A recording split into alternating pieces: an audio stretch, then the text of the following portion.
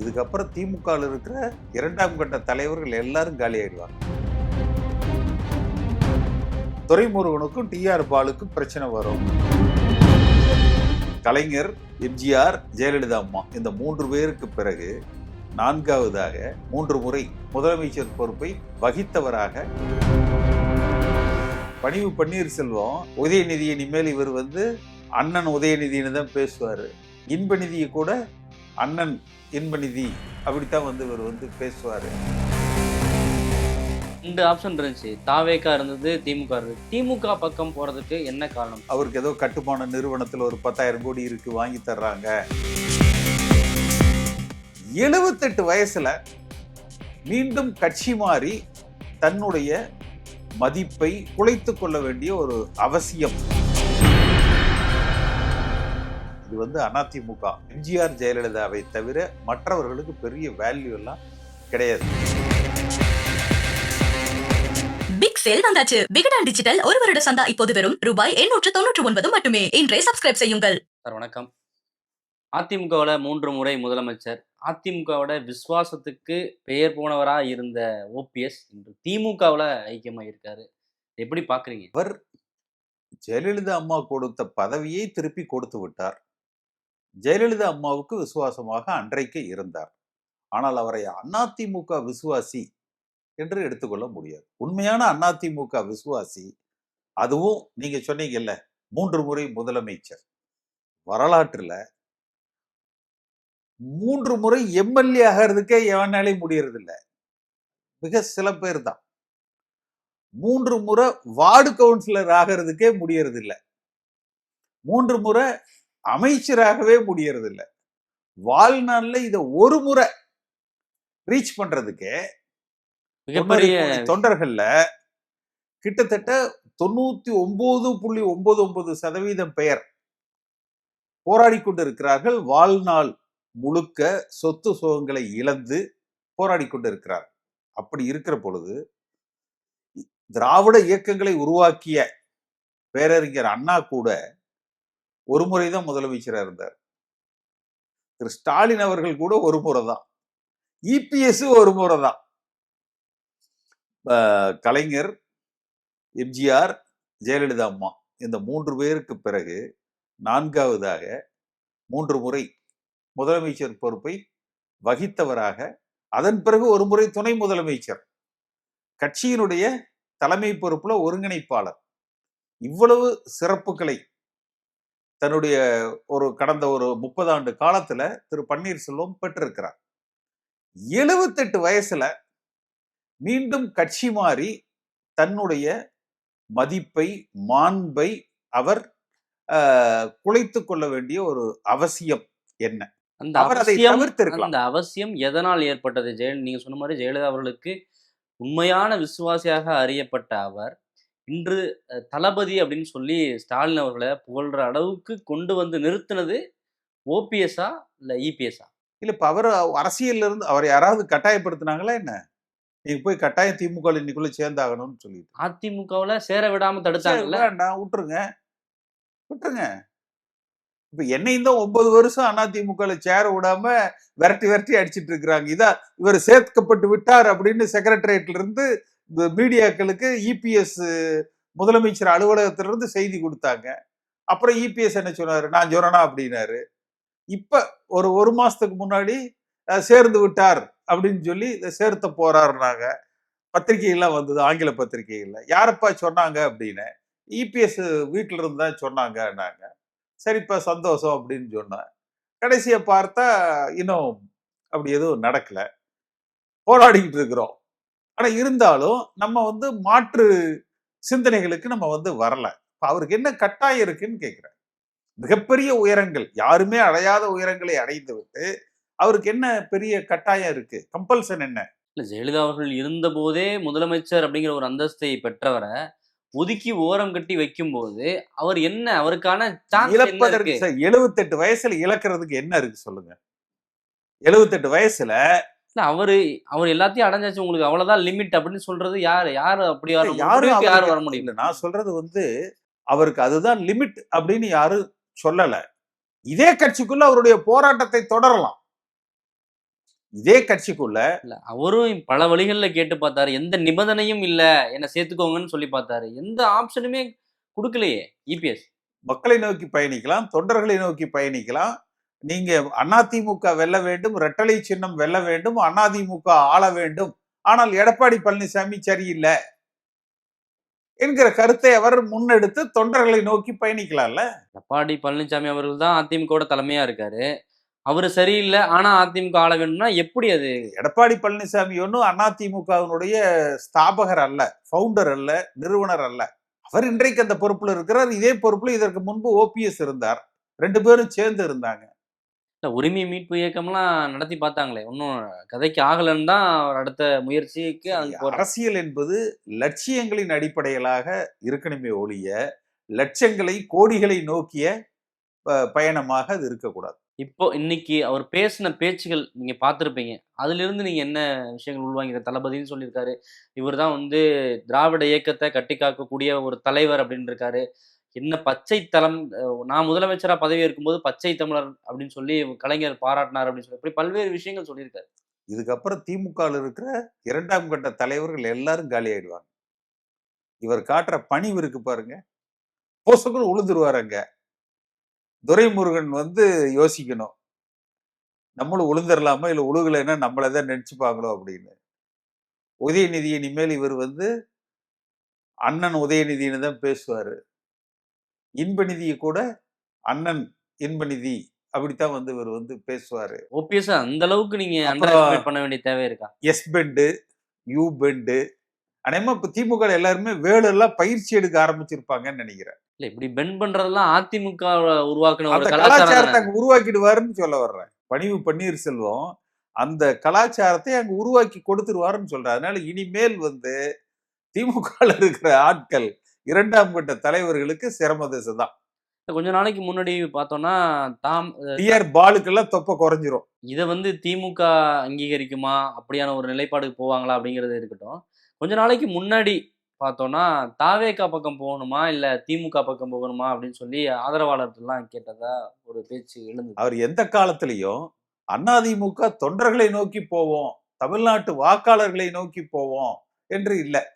யாரோ ஒருவரை சார்ந்து, இதுக்கு முன்பு மோடி, பாஜக, முதல்ல தினகரன், சசிகலா, மோடி, குருமூர்த்தி, அப்புறம் இப்ப திமுக.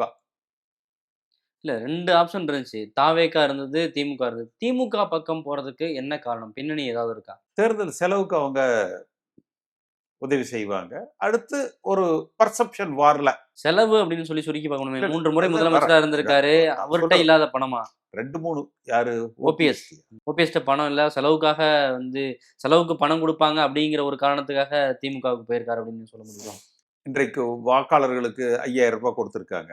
1,31,00,000 பேர் கொடுத்திருக்கிறாங்க. அதன் மூலமா குடும்பத்துக்கு 2 ஓட்டு போட்டா கூட 2.5 லட்சம் ஓட்டு அடுத்து மாசம் 2000 ரூபாய் கொடுக்க போறாங்க. தேர்தலில் எப்படியும் ஓட்டுக்கு 5000 ரூபாய் அவங்க செலவு பண்ணுவாங்க. இன்றைய தேதிக்கு ஆளுங்கட்சியாக இருக்கிறார்கள். மீண்டும் ஆளுகிற வாய்ப்பு அவர்களுக்கு கிடைக்கலாம் என்று ஊடகங்களால் ஒரு பர்செப்ஷன் உருவாக்கப்பட்டிருக்குது. அப்ப 2ல அது பெட்டரா இருக்கு என்று அவர் அதை முடிவு எடுத்திருக்கலாம். வேற தனிப்பட்ட காரணங்கள் தாவேகாவுக்கு போக முடியாத அளவுக்கு நெருக்கடி, வேற அழுத்தங்கள்லாம் இல்லைன்னு அவர் சொல்லிட்டாரு. இங்க போனா அடுத்து திமுக தான் ஆட்சி அமைப்பாங்க அப்படின்ற ஒரே காரணத்துக்காக டிடிவி தினகரன் சொன்ன மாதிரி பதவிக்காக தான் அங்க போனாரு அப்படின்ற ஒரு பார்வை பார்க்க முடியும். அவருக்கு ஏதோ கட்டுமான நிறுவனத்துல ஒரு 10,000 கோடி இருக்கு, வாங்கி தர்றாங்க, அந்த மாதிரியான வாட்ஸ்அப் செய்திகளை எல்லாம் நான் உறுதிப்படுத்த விரும்பல. எனக்கு அதை பத்தி தெரியாது. நீங்க அதை கேட்கறீங்களான்னு எனக்கு தெரியல. இல்ல அதை கேட்கல. என்ன காரணம் அப்படின்னு பின்னணி ஏதாவது இருக்கா? அதான் சொல்றேன், இது இந்த பின்னணி இருக்கலாம் என்று சில வாட்ஸ்அப் செய்திகள் வந்து வருது. அதனுடைய உண்மைத்தன்மை எனக்கு தெரியாது. இல்ல இன்னொரு விஷயம் கூட சொல்றாங்க, சபாநாயகர் பதவி கொடுக்கறதா சொல்லியிருக்காங்க. அதெல்லாம் கூட அப்படி தகவல் வருது. அதன் அடிப்படையில் அவர் அங்க போனாரு அப்படின்னு சொல்றாங்க. அதான் நான் சொன்னேன், ஆட்சிக்கு வந்தால் அவருக்கு ஏதேனும் நிச்சயமா திமுக பொறுத்த வரைக்கும் அந்த சீனியாரிட்டிக்கு என்றைக்குமே ஒரு மரியாதை உண்டு. திமுக அதை பெற்று விடலாம் என்று நினைக்கிறார். ஓபிஎஸ் திமுகவில் இணைந்தது அதிமுகவுக்கு எந்த அளவுக்கு பலவீனம்? ஒற்றை வரியில் பாத்தீங்களா, நாங்க இதுவரைக்கும் சொன்னோம்ல, இவர் திமுக ஏஜென்ட் தான், இன்னைக்கு அவரே நிரூபிச்சுட்டாருன்னு முடிச்சுட்டு போயிடுவாங்க. அவ்வளவுதானே, அந்த ப்ராப்ளம் சால்வ் ஆயிருமா? நிரூபிச்சுட்டு போயிடுவாங்க அதிமுக கட்சியை பொறுத்த வரைக்கும். ஆனால் திரு எடப்பாடி பழனிசாமி என்கிற தனி மனிதனுக்கு ஒரு மிகப்பெரிய நெருக்கடி. ஏன்னா முழுக்க இப்பொழுது இந்த ஓனஸ், அதாவது அந்த என்னது சுமை, இந்த இயக்கத்தை ஆட்சிக்கு கொண்டு வர வேண்டும் என்கிற பொறுப்பு முழுக்க அவருடைய முடிவாக இருக்கிறது. இதுவரை எடுத்த முடிவுகள். ஏன்னா எல்லோருமே இந்த இயக்கம் ஒன்றிணைக்கப்பட வேண்டும், ஒன்றுபட்டு அதிமுக கட்டமைக்கப்பட வேண்டும் என்றுதான் நான் முதற்கொண்டு ஒரு கடைநிலையில இருக்கிற சாதாரண கிராமத்துல இருக்கிற ஒரு சாதாரண உறுப்பினர் வரைக்கும் ஃபீல் பண்றாங்க. ஆனால் திரு எடப்பாடி பழனிசாமி ஒரு அசட்டு நம்பிக்கையில் மீண்டும் ஆட்சிக்கு வந்து விடுவோம், யாரும் ஒருங்கிணைக்க வேண்டிய அவசியம் இல்லை என்கிற அந்த முடிவில் அவர் உறுதியாக இருக்கிறார். ஒருவேளை அதில் அவர் வெற்றி பெற்று வருகிற சட்டமன்ற தேர்தலில் ஆட்சி அமைத்து விட்டால் அவர் தன்னிகரற்ற தலைவராக இருப்பார். அப்படி திமுக ஆட்சிக்கு வந்துவிட்டால் நிச்சயமாக இந்த தவறுகளுக்கு, இந்த பிழைகளுக்கு பொறுப்பாளியாக எடப்பாடி பழனிசாமி அவர்தான் பொறுப்பு. வெற்றிக்கோ தோல்வியோ அவர்தான் பொறுப்பாக இருக்க போறார். அவர்தான் பொறுப்பு. அதனால அடுத்த தேர்தலில் பார்த்துக்கலாம்லாம் சொல்ல முடியாது. அடுத்த தேர்தல் வெற்றியோ தோல்வியோ அவர்தான் பொறுப்பாக இருக்க போறார். அந்த தோல்விக்கு பொறுப்பேற்க வேண்டிய நிலைக்கு வருவாருன்னு சொல்றோம். இப்ப நான் என்ன கேட்க வரேன்னா, ஓபிஎஸ் அவர்கள் திமுகவில் இணைந்தது எந்த அளவுக்கு அதிமுகவுக்கு பாதிப்பை ஏற்படுத்தும் களத்துல? ஏன்னா அவர் மிக முக்கியமான ஒரு விஷயம் சொல்லியிருக்காரு. தென் மாவட்டங்கள்ல இருந்து தலைவர்கள் வர்றதை எடப்பாடி பழனிசாமி அவர்கள் விரும்பல, அதுக்கு எதிராகவே அவர் செயல்படுறாரு அப்படின்னு சொல்லியிருக்காரு. சென்ற தேர்தலில் எதிர்த்து வேட்பாளர்களை இறக்கிய திரு தினகரன் இன்றைக்கு அதிமுக கூட்டணியில் இணைந்து பயணிக்கிறார். அதன் மூலமாக தென் மாவட்டங்களில் அதிமுக கூட்டணி பலம் பெறுகிறது என்று ஒரு தோற்றம். அடுத்து சசிகலா அவர்கள் தனியாக வேட்பாளர்களை ஒரு கட்சியை ஆரம்பித்து நிறுத்துறேன்ற போது சசிகலா ஆதரவாளர்கள் எடப்பாடி எதிர்ப்பாளர்கள் அவர்கள் பிரிக்கிற வாக்குகள் என்பது எடப்பாடி பழனிசாமிக்கு சாதகமாகத்தான் இருக்கும். ஏன்னா இல்லைன்னா அந்த வாக்குகள் திமுகவுக்கு தான் போகும். ஆனால் ஓபிஎஸ் திமுகவில் சேர்ந்ததன் காரணமாக இது எல்லாம் தினகரன், சசிகலா, இந்த ஃபேக்டர் எல்லாம் பேலன்ஸ் ஆகி அந்த ஒரு சமூகம் தென் மாவட்டங்கள்ல ஒரு பர்செப்ஷன் பொதுமக்கள் மத்தியில், அதிமுக கட்சிக்காரங்க ஏத்துக்க மாட்டாங்க, ஆனா பொதுமக்கள் மத்தியில பாவங்க பன்னீர்செல்வம், இவர் எடப்பாடி பழனிசாமி எல்லா கதவையும் அடைச்சிட்டாரு, விரட்டி விட்டாங்க, துரத்தி விட்டாங்க, வேற வழியே இல்லாம பாவமா போய் ஸ்டாலின் கிட்ட அடைக்கலம் சேர்ந்து விட்டார், வேற அவருக்கு என்ன ஆப்ஷன் இருக்கு சொல்லுங்க, நீங்களும் சேர்த்துக்க மாட்டீங்க, அப்புறம் அங்க போய் சேர்ந்தாலும் ஐயையோ போயிட்டாரேன்னு சொல்லி அவரை வசப்பாடுவீங்க என்று ஒரு சிம்பத்தி அது எதிரொலிக்கும், அவர் உருவாக்குவாருன்னு சொல்றேன். அது மக்களும் அதை அக்செப்ட் பண்ணிப்பாங்களா? மக்கள் என்ன முடிவு எடுப்பாங்கன்னு அது தேர்தல் சமயத்துல தான் தெரியும். ஓபிஎஸ் தரப்புல அந்த ஒரு டார்கெட் பண்றது அவர் சமூகத்து மக்களை தான். கொங்கு மண்டலம் வெர்சஸ் தென் மாவட்டங்கள், தென் மாவட்டங்களில் இருந்து ஒரு தலைவர் உருவாவதை விரும்பவில்லை என்று தான் அவர் சொல்லியிருக்காரு. ஏன் சமூகத்தில் இருந்துன்னு அவர் சொல்லல. சோ தென் மாவட்டங்கள்ல அவர் உருவாக்க நினைப்பார். அதே அவருடைய மனப்போக்கு பாருங்க. சமூகம் சொல்லாது, தென் மாவட்டங்கள் வெர்சஸ் கொங்கு மண்டலம் அப்படி வருதா? அவர் சொல்லலைங்க, கொங்கு மண்டலம் அவர் சொல்லல, நீங்களா தானே இருக்காரு பொறுப்புல. அதாவதுங்க ஓபிஎஸ் என்பவர் ஒரு முதலமைச்சராக இருந்தவர், ஒட்டுமொத்த தமிழ்நாட்டுக்கு இருந்தவர், அதிமுக கட்சிக்கு ஒருங்கிணைப்பாளராக இருந்தவர், ஒட்டுமொத்த தமிழ்நாட்டுக்கு இருந்தவர். அதனால இது வெர்சஸ் அப்படின்னு எங்க வரும்னா, ஒரே இடத்துல இரண்டு சமுதாயம் ஒன்றாக இருக்கிறாங்கன்னு வச்சுக்கோங்க, அந்த வெர்சஸ் வரும். இது ஒரு பாக்கெட்ல இருக்குது, அது ஒரு பாக்கெட்ல இருக்குது.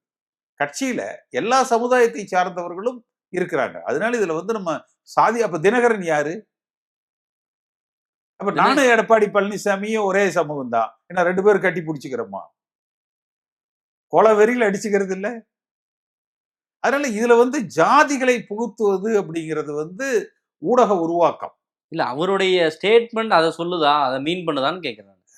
அவர் பொறுத்த வரைக்கும் எடப்பாடி பழனிசாமிக்கு எப்படி எல்லாம் கெடுதலை உருவாக்கணும், தான் சேர்ந்த இடத்துல எப்படி பாராட்டு பெற வேண்டும், தனக்கு எப்படி ஒரு அனுதாபத்தை உருவாக்க வேண்டும், அதை மட்டும்தான் செய்யறார். தனக்கு ஒரு பேஸ கிரியேட் பண்ணிக்கிறார். தென் மாவட்டங்களுக்கு நான் பிரதிநிதி என்று அவர் உருவாக்கி கொள்ள நினைக்கிறார். இன்னொரு பக்கம் சசிகலா புது கட்சி ஆரம்பிக்கிறாங்க, டிடிவி தினகரன் என்டிஏக்குள்ள போயிட்டாரு. இப்ப இவரு திமுகக்குள்ள போயிருக்காரு. அது கடந்த தேர்தல்ல டிடிவி தினகரன் ஏற்படுத்தின தாக்கத்த இப்ப சசிகலாவோ, ஓபிஎஸ் இவங்க 2 பேரும் சேர்ந்து அதிமுகவுக்கு ஏற்படுத்துறதுக்கான வாய்ப்புகள் இருக்கா? சசிகலா ஃபேக்டர் வேற, அதை விட்டுருங்க. அது அது ஒரு பெரிய தாக்கம் அல்ல. அதாவது தினகரன் இங்க சேர்ந்திருக்காரு அதிமுக கூட்டணியில. அதை பேலன்ஸ் பண்றதுக்கு ஓபிஎஸ் திமுக கூட்டணியில சேர்ந்திருக்காரு. சசிகலா என்ன தாக்கத்தை ஏற்படுத்துவாங்க? ஒரு தாக்கத்தை ஏற்படுத்த மாட்டாங்க. என்ன தாக்கத்தை ஏற்படுத்தும் சொல்லுங்க. அவங்க தனியா கட்சி ஆரம்பிக்க போறேன், தனியா என்னுடைய ஆதரவாளர்களை களத்துல இறக்க போறேன்னு சொல்லியிருக்காங்கல்ல. இறக்கட்டும், அன்னைக்கு பேசுவோம். இறக்கட்டும் பேசுவோம்னு சொல்றாரு. இறக்க மாட்டாங்க அப்படின்ற ஒரு முடிவுக்கு வந்து இந்த மாறுபட்ட அரசியல் சூழ்நிலைகள்ல அவர் ஓபிஎஸ் அவரோடு இணைந்து பயணிப்பார்னு அவர் எதிர்பார்த்திருக்கலாம். அல்லது எல்லோரும் அந்த சமுதாயத்தில் இருக்கிறவங்க அவரோட கைகோர்ப்பாங்கன்னு எதிர்பார்த்திருக்கலாம். இன்றைக்கு இந்த மேட்ரிக்ஸ் எல்லாம் மாறி திமுக அதிமுக என்று களம் போகிற பொழுது அது சசிகலா இதுல இடையில ஒன்னும் பெரிய ஃபேக்டரா நிக்க முடியாது. தனியா களம் காண்போம் அப்படின்னு சொன்ன பிறகு ஓபிஎஸ் சசிகலாவுக்கு ஆதரவா போவாருன்னு அவங்க எதிர்பார்த்திருப்பாங்க நீங்க சொல்றீங்களா? இப்ப திமுக வந்ததுனால அவங்களுடைய முடிவு பின்வாங்கி. கேள்வி என்பது திமுகவா அதிமுகவா என்பதாக இருக்கும். தினகரனை அந்த சமூகத்தில் ஆதரிப்பவர்கள், ஓபிஎஸ்ஐ ஆதரிப்பவர்கள் என்று இவருடைய ஆதரவாளர்களுக்கு மத்தியில ஒரு பிளவுகள் ஏற்படும். அவ்வளவுதான். இதுல சசிகலாங்கிறவங்க ஒரு பெரிய ஃபேக்டரா இருக்கு. ஓபிஎஸ் திமுக பக்கம் போனதுனாலேயே சசிகலா தன்னுடைய முடிவுல இருந்து பின்வாங்கிடுவாங்க. சசிகலாங்கிறது இட்ஸ் எ டெட் வெயிட்ஸ். நீங்க தான் ரொம்ப தூக்கி தூக்கி பாக்குறீங்க. நீலாம்பரி 2, நீலாம்பரி 1ல ரொம்ப ஆக்டிவா இருந்திருப்பாங்க. இடையில 9 வருஷம் காணாம போயிருப்பாங்க. கடைசியா தலையெல்லாம் நரைச்சதுக்கு பிறகு ரஜினிகாந்த பழி வாங்கணும்னு சொல்லி திருப்பி நீலாம்பரி 2வா களத்துக்கு வந்திருப்பாங்க. அவ்வளவுதான். It's too late. See miss the bus. 2021ல சிறையிலிருந்து அவங்க வந்த பொழுது அப்படியே உட்ரா வண்டிய தமிழ்நாடு முழுக்க ஒரு சுத்து பார்த்துருவோம் அப்படின்னு இறங்கி இருந்தா அன்னைக்கு அது சசிகலா சக்சஸ் கலாவா இருந்திருப்பாங்க. இன்றைக்கு it's a dead weight. OPS இந்த முடிவு எடுத்ததுக்கு பின்னால எடப்பாடி பழனிசாமியோட ஒரு சுயநலம் இருக்கு அப்படின்னு நீங்க நினைக்கிறீங்களா? ஏன்னா அவர் நினைச்சிருந்தா எந்தவித நிபந்தனையும் இல்லாம வர்றேன்னு சொல்லியிருந்த ஓபிஎஸ் அவர்களை இணைச்சிருந்திருக்கலாம், கட்சியை பலப்படுத்தி இருக்கலாம். இதுல எடப்பாடி பழனிசாமி அவர்கள் தவறளிச்சிட்டாரு, சரியான முடிவு எடுக்கல அப்படின்னு நீங்க நினைக்கிறீங்களா? ஓபிஎஸ் பொறுத்த வரைக்கும் அப்படி சொல்ல முடியாது. இந்த முடிவுல ஏன்னா எடப்பாடி பழனிசாமி இவரை கழுத்து பிடிச்சி நீங்க திமுக போங்கன்னு தள்ளினார். திமுக பக்கம் போனதை சொல்ல வரல, போகாம இருந்திருக்கலாம். அதிமுக கூட சேர்த்து 78 வயசுல உங்களுக்கு என்னங்க பெரிய அரசியல்? 3 முறை முதலமைச்சர், 1 முறை துணை முதலமைச்சர், 1 முறை நீங்க சொல்றீங்க. திமுகவுக்கு போனதை பத்தியே பேசல, அதிமுகவுக்குள்ள இணைக்காம தவறிட்டாரா? பரவாயில்ல, இணைச்சி இவர் ஏதாவது பிரச்சனை பண்றதுக்கு இப்படி திமுக மைண்ட் செட்ல இருக்கிறவரு இணைக்காம இருந்தது பரவாயில்லைன்னு அவர் பாராட்டு பெறுவார். எடப்பாடி பழனிசாமி இனிமே கேட்கிறேன், நான் இதற்கு முன்னாடி உள்ள சூழலை நான் முன்னாடியும் சொல்றேன். இந்த ஒரு விஷயத்துக்காக இதுல எடப்பாடி பழனிசாமிக்கு கட்சிக்காரங்க கிட்ட நல்ல பெயர் தான் வரும். ஆனா நான் கேட்கறது இந்த முடிவுக்கு பின்னாடி என்ன நடக்கும்ன்றதை நீங்க சொல்றீங்க. இப்போ ஓபிஎஸ் அவர்கள் திமுக பக்கம் போயிட்டாரு, இப்போ எடப்பாடி அதுக்கான கிரெடிட்ஸ் எடுத்துப்பாருன்றது புரியுது. ஆனா ஒரு கட்சியோட நலம் விரும்பியா கட்சியை பலப்படுத்தணும்னு நீங்க தொடர்ச்சியா பேசிக்கிட்டு இருக்கீங்க. அப்படியான சொல்ல இதற்கு முன்னமே ஓபிஎஸ் தவற விடாம கட்சிக்குள்ள இணைஞ்சிருக்கலாம், அதுல தவறளிச்சிட்டார் அப்படின்னு நீங்க நினைக்கிறீங்கன்னு கேக்குறேன். பாருங்க, இது அதிமுக தனி மனிதர்களுக்கு எம்ஜிஆர் ஜெயலலிதாவை தவிர மற்றவர்களுக்கு பெரிய வேல்யூ எல்லாம் கிடையாது. அதனால ஓபிஎஸ் அங்க போயிட்டாரு, அதனால அதிமுக ஒரு பிரளயம், அது மாதிரிலாம் கிடையாது. அப்படி பிரளயத்தை உருவாக்க முடிஞ்சதுன்னா அவர் ஏன் முதல்ல போறாரு சொல்லுங்க? திமுக கூட்டணி இதன் மூலம் வலுவடைஞ்சிருக்கா அப்படி எடுத்துக்கலாமா? பர்செப்ஷன்ல ஒரு தோற்றத்தை அவர்கள் உருவாக்கி கொண்டு இருக்கிறார்கள். பர்செப்ஷன் ஓகே, இது களத்திலையும் எதிரொலிக்குமா, வாக்குகளா மாறுமா அப்படின்றது கேள்வி. அது கவுண்டிங் பண்ற அன்னைக்கு வாங்க, நான் பார்த்துட்டு சொல்றேன். இன்றைய தேதிக்கு பர்செப்ஷன். இன்னும் பல சம்பவங்கள் நடக்கும் இல்லையா? இன்னும் ஒரு 60 நாள் இருக்குன்னு வச்சுக்கோங்க. மார்ச், ஏப்ரல் 2 மாசம் இருக்கு. இந்த 60 நாட்களுக்குள்ள நடக்கக்கூடிய சம்பவங்கள் தானே தீர்மானிக்கும். இப்ப போன வாரம் நம்ம பேசணும்னா இதை பத்தி இந்த சம்பவம் ஒரு தாக்கத்தை உண்டாக்கும் இல்ல, அது மாதிரி பாசிட்டிவ் ஆர் நெகட்டிவ் அந்த களம் சூடு பிடிச்சு போலிங் டேட்டுக்கு 1 வாரம் முன்னாடி தான் இது எப்படி ட்ரெண்ட் போகுது என்பதை நம்ம கணிக்க முடியும். Okay sir. இன்றைய தேதிக்கு ஒரு perception in favour of DMK. OPS உருவாக்க முயற்சி செய்திருக்கு. இல்ல ஓபிஎஸ் இவ்வளவு நாள் திமுகவுக்கு எதிரான அரசியல் செஞ்சுக்கிட்டு இருந்த ஓபிஎஸ் அவர்களை திமுகவுல இணைச்சிருக்காரு அப்படிங்கிற அடிப்படையில திமுகவுக்கு ஒரு பலவீனமாவும் இது இருக்குமான்னு கேக்குறேன். எங்க அவர் இது வரைக்கும் திமுகவுக்கு எதிராக அவர் இன்னைக்கு அவர் என்ன திமுக தனிப்பட்ட அரசியல் சொல்ல வரல, சக்தி திமுக சொன்னதே இப்ப சொல்றாரு. இப்ப நான் சொல்றேன், திமுக உறுப்பினர்கள் திமுக காரர்கள் எப்படி நினைப்பாங்கன்னா, இவ்வளவு நாள் திமுகவுக்கு எதிர்நிலையில இருந்த அதிமுகவுல பதவிகளை அனுபவிச்சவர்கள் இங்க ஒரு முக்கியத்துவம் கொடுக்குறாங்கிற அடிப்படையில அங்க பலவீனம் ஏற்படுமா, திமுகவுல இதுக்கு பேக் ஃபயர் ஆகுமான்னு கேக்குறேன். திமுக பேக் ஃபயர் ஆகுறீங்களா? திமுகவுக்கு பேக் ஃபயர் ஆகுமா? திமுகக்குள்ள அது அவங்க கட்சி, அது ஒருவேளை அந்த தொண்டர்களுக்கு ஒரு சோர்வு இருக்கலாம். அதிமுக பயணித்த ஓபிஎஸ் அதான் அவருக்கு என்ன பிரச்சனை வரும், துரைமுருகனுக்கும் டிஆர் பாலுக்கும் பிரச்சனை வரும். வேலுக்கு அநேகமா தொப்பை குறைஞ்சிரும். ஏன்னா ஓபிஎஸ் அளவுக்கு வேலு குனிய முடியுமான்னு தெரியல. இவர் நல்லா ஃபுல் ட்ரைனிங் எடுத்தவர். ஓகே சார், பொறுத்திருந்து பார்க்கலாம் என்ன நடக்குதுன்ட்டு. முன்னேறதுக்கு நன்றி. விகடன் வாசகர்களே, உங்களுக்கு ஒரு நற்செய்தி. 55% தள்ளுபடியுடன் விகடன் டிஜிட்டல் ஒரு வருட சந்தா ரூபாய் 899 மட்டுமே. மேலும் ஒரு மாதம் போனஸ். இன்றே சப்ஸ்கிரைப் செய்யுங்கள். உங்கள் வாசிப்பு உலகத்தை விரிவாக்குங்கள்.